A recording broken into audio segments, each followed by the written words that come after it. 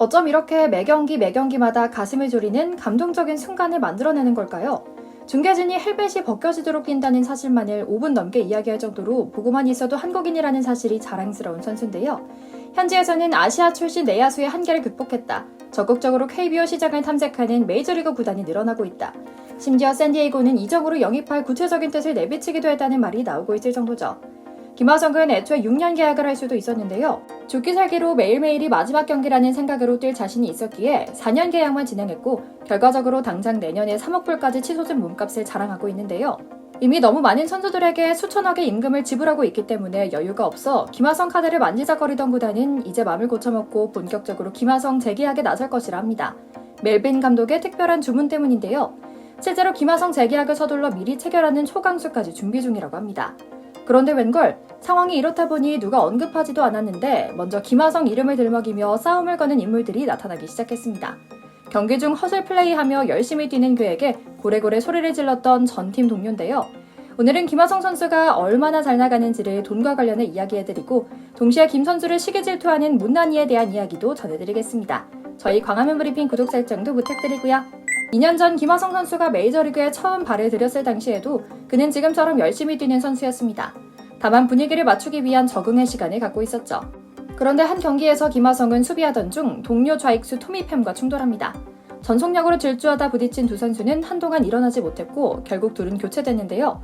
그런데 그렇게 해프닝으로 끝낼 수 있었던 사건에 팸이 광적으로 집착합니다. 더그아웃에서 김하성에게 다소 지나치다 싶을 정도로 소리를 지르는 모습이 포착됐던 건데요. 아시아 놈들이 어쩌고 하며 말하는 듯한 상황이었다고 하죠. 제지하는 바비 디커슨 3루 주루 코치와도 언쟁을 벌였고요. 사실 김하성 선수 입장에서는 최대한 열심히 뛰고 팀에 기여하기 위한 플레이였는데 토미 팸은 그냥 아시아 선수가 옆에 와서 깝죽댄다고 생각하니 그게 마음에 들지 않았던 것 같죠.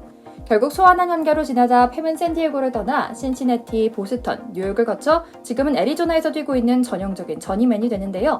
샌디에고에선 별로 활약하지 못했기에 팬들 사이에서도 인기가 없다고 합니다. 김하성 언급은 바로 최근 애리조나와 샌디에고의 경기에서 일어납니다. 뉴욕 포스트 등 현지 언론에 따르면 샌디에고 홈구장 페코파크를 찾은 일부 팬들이 타자 대기 서클에 있는 팸에게 야유를 퍼부었는데 이때 팸이 이들과 심한 언쟁을 했고 그 발언의 취지가 김하성 뭐 어쩌라고 잘 기억도 나지 않는 동양인 어쩌라고 라는 내용이었다고 하죠. 이런 걸 열등감 폭발이라고 하는데요. 경기 후 팸 역시 이 사건을 소회합니다. 여기 있는 샌디에고 팬들 나는 이해가 안 돼. 나이든 백인 노인네가 나를 망할 놈이라고 불렀고 참기 어려웠어. 술 취한 사람들이 나와 김하성을 비교했고 나는 그게 부당하다고 생각했어 라고 말하며 말이죠. 사실 이렇게까지 팬들이 김하성을 좋아하는 이유는 단 하나입니다. 팀을 위해 희생하는 모습이 정확히 보일 정도로 너무나 열심히 잘하거든요.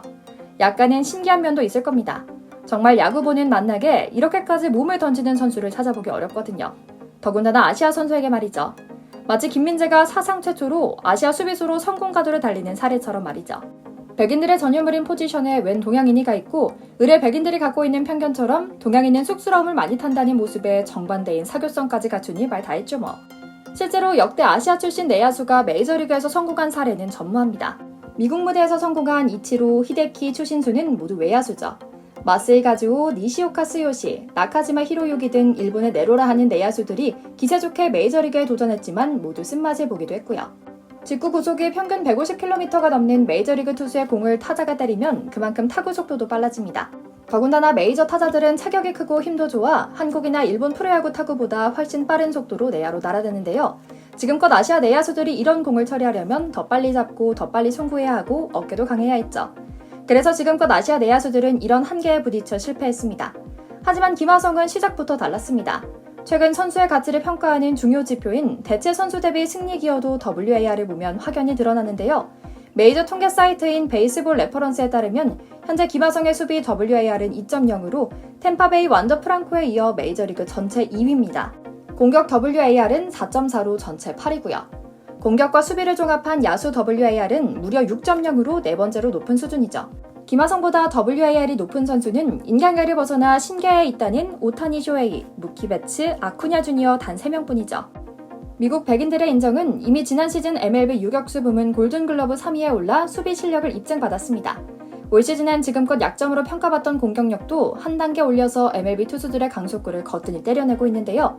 특히 지난 22일 마이애미전에서 라이던 웨더스를 상대로 쳐낸 메이저리그 첫 만루 홈런이자 시즌 17호 대포는 시속 96.6마일, 그러니까 155km에 이르는 몸쪽 빠른 공이었죠.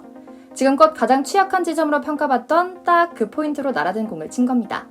완벽한 약점 극복의 마침표였다고 볼 수 있죠. 현재 17홈런 28도루를 기록 중인 김하성은 홈런 3개만 더하면 20홈런 20도루 클럽에 가입합니다. 한국인 메이저리거로는 추신수에 이은 두 번째 위협이죠. 여기에 도루 2개만 추가하면 한국인 첫 20홈런 30도루도 가능한 상황이고요. 수비 지표로는 내셔널리그 2루수 부문 골든글러브에도 가장 근접해 있습니다. 명실공히 김하성은 이제 야구의 본고장 미국에서 최고 수준의 메이저리그 내야수로 진화하는 중이죠. 우리는 지금 역사책을 두 눈으로 보고 있는 행운을 얻은 것이고요. 상황이 이렇다 보니 샌디에이고 감독은 난리가 났습니다. 김하성을 빨리 잡아야 한다는 뜻을 담은 압박을 구단에 계속하고 있다고 하는데요. 단장은 처음에 6년 계약으로 잡아버렸어야 한다는 아쉬움을 토로하기도 했죠. 사실 샌디에이고는 후한 소도를 잡기 위해 천문학적인 돈을 준비해야 하는 상황입니다.